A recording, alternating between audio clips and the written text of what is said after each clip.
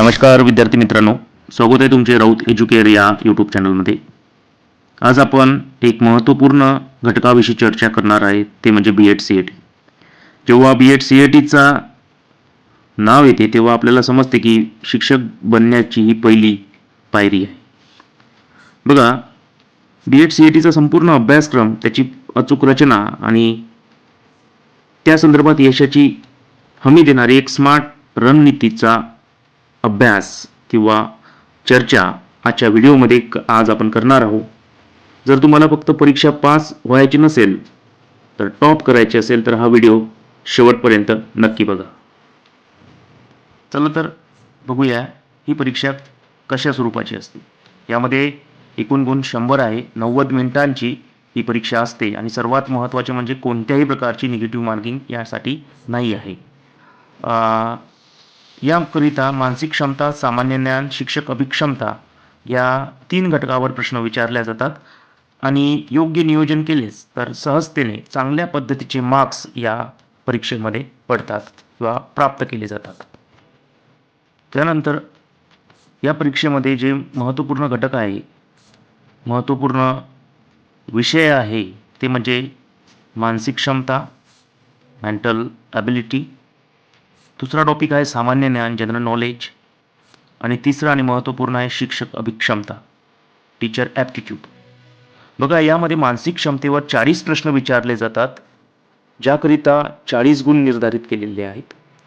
सामान्य ज्ञान याकरिता 30 प्रश्न आहे आणि निर्धारित केलेले गुण 30 आहेत। शिक्षक अभिक्षमतेसाठी सुद्धा 30 प्रश्न आहेत आणि गुण सुद्धा 30 आहे। म्हणजे एकूण 100 प्रश्न आणि 100 गुण अशा स्वरूपाचं विभागणी या परीक्षेची आहे। त्यातील महत्त्वपूर्ण मानसिक क्षमता यामध्ये 40 गुणांसाठी जो आहे, ज्यामध्ये 40 प्रश्न विचारले जातील, त्यामध्ये क्रममाला, अंकमाला, अक्षरमाला, तर्कसंगती, यामध्ये विधाने व निष्कर्ष, सांकेतिक भाषा, यामध्ये अक्षर, अंक, कोडिंग सोबतच संबंध, रक्तसंबंध या स्वरूपाचे प्रश्न विचारले जातात। वर्गीकरण आणि विसंगत संगती या स्वरूपाचे सुद्धा प्रश्नांचा समावेश या ठिकाणी असतो आणि त्यानंतर दिशा ज्ञान व आकृती स्वरूपाचे प्रश्न या ठिकाणी विचारले जातात।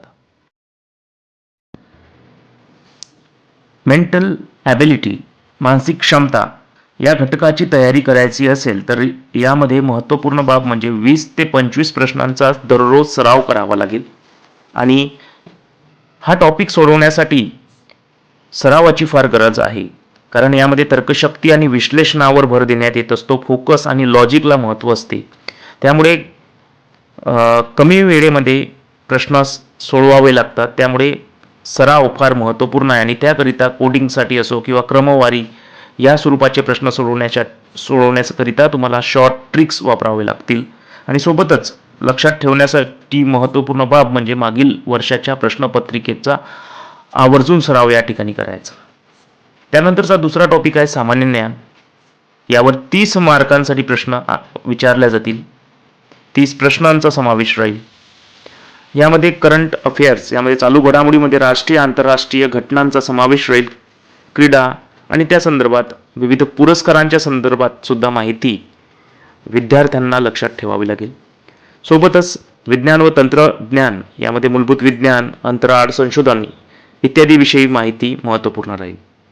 आणि काही महत्त्वपूर्ण विषयाची सुद्धा सामान्य ज्ञानामध्ये समावेश होईल, तो म्हणजे इतिहास, भूगोल, राज्यशास्त्र आणि साहित्य।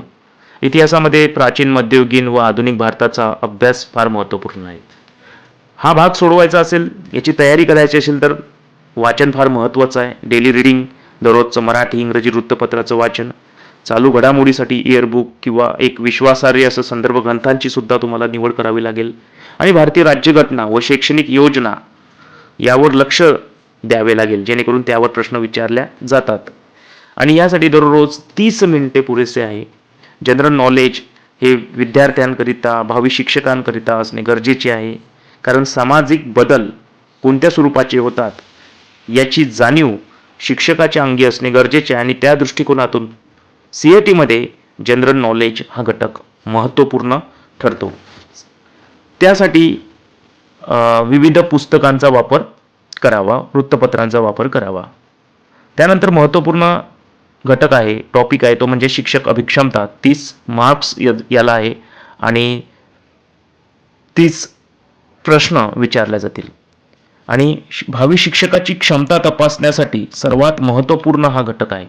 यामध्ये नेतृत्व गुण आणि संवाद कौशल्य, तुमची व्यावसायिक बांधिलकी, तुमचा विद्यार्थी केंद्रित दृष्टिकोन, तसेच शैक्षणिक धोरणासंदर्भात NEP 2022चे ज्ञान किती आहे आणि समाजातील ज्या शिक्षकाची भूमिका आहे या स्वरूपात ती क्षमता विद्यार्थ्यांच्या अंगी किती आहे तपासणे गरजेचे आहे. यासाठी सुद्धा विद्यार्थ्यांनी किंवा भावी शिक्षकांनी, CAT देणाऱ्या विद्यार्थ्यांनी नेहमी सकारात्मक आणि विद्यार्थी केंद्रित पर्याय या स्वरूपाचे प्रश्न सोडवताना निवडावा. सोबतच परिस्थिती आधारित प्रश्नांचा सराव करावा. आणि सर्वात महत्त्वाचे म्हणजे NEP 2020 आणि शैक्षणिक मानसशास्त्राचा वाचन किंवा सराव या दरम्यान करणे गरजेचे आहे. आता उत्तर देताना या स्वरूपाचे प्रश्न, शिक्षक अभिक्षमतेवर जे प्रश्न विचारले जातील त्याचे उत्तर देताना स्वतःला शिक्षकाच्या भूमिकेतून कल्पना करून उत्तर दिले तर निश्चितच हा घटक सुद्धा सोपे जाईल. बघा, CAT मध्ये तुम्हाला या परीक्षेकरिता 90 मिनिट मिळतील.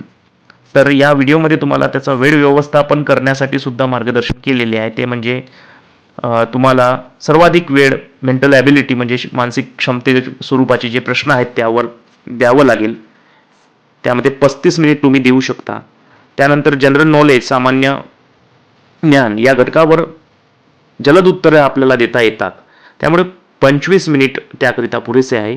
आणि ॲप्टिट्यूड स्वरूपाचे जे प्रश्न आहेत त्याला सुद्धा तुम्ही 25 मिनिट उत्तर देऊ शकतात. म्हणजे 25 मिनिटासाठी तुम्ही ते उत्तर सॉल्व करू शकता. म्हणजे एकंदरीत आणि 5 मिनिट तुम्ही पुनरावलोकन करू शकता. म्हणजे एकंदरीत वेळेची योग्य नियोजन तुम्हाला या परीक्षेकरिता करणे गरजेचे आहे. जर तुम्हाला स्कोअर वाढवायचा असेल, गुण वाढवण्यासाठी सुद्धा तुम्हाला नकारात्मक गुण नसल्यामुळे तुम्हाला सर्व प्रश्न सोडवण्याची एक चांगली संधी इथं उपलब्ध होते. अचूक उत्तरासाठी चुकीचे पर्याय तुम्हाला बाद करता येईल. ही सुद्धा टेक्निक फार महत्त्वपूर्ण आहे. उत्तर येत नसेल पण अचूक उत्तर येत नसेल तर चुकीचे पर्याय कोणते आहे हे आपल्याला शोधावे लागतील. आणि सर्वात महत्त्वाचे म्हणजे आत्मविश्वासाने तुमचा आवडता जो विषय आहे तो आधी सोडवावा, जेणेकरून जनरल नॉलेज सारखा प्रश्न जे आहेत ते आधी सोडवावे. आणि सर्वात जिथं चुका होतात, नाही, विना, अपवादात्मक असे जे प्रश्न विचारले जातात त्या प्रश्नांची विशेष काळजी घ्यावी, जेणेकरून तिथे उत्तर चुकण्याची शक्यता असते. निश्चितच हा व्हिडिओ तुम्हाला मार्गदर्शक ठरेल.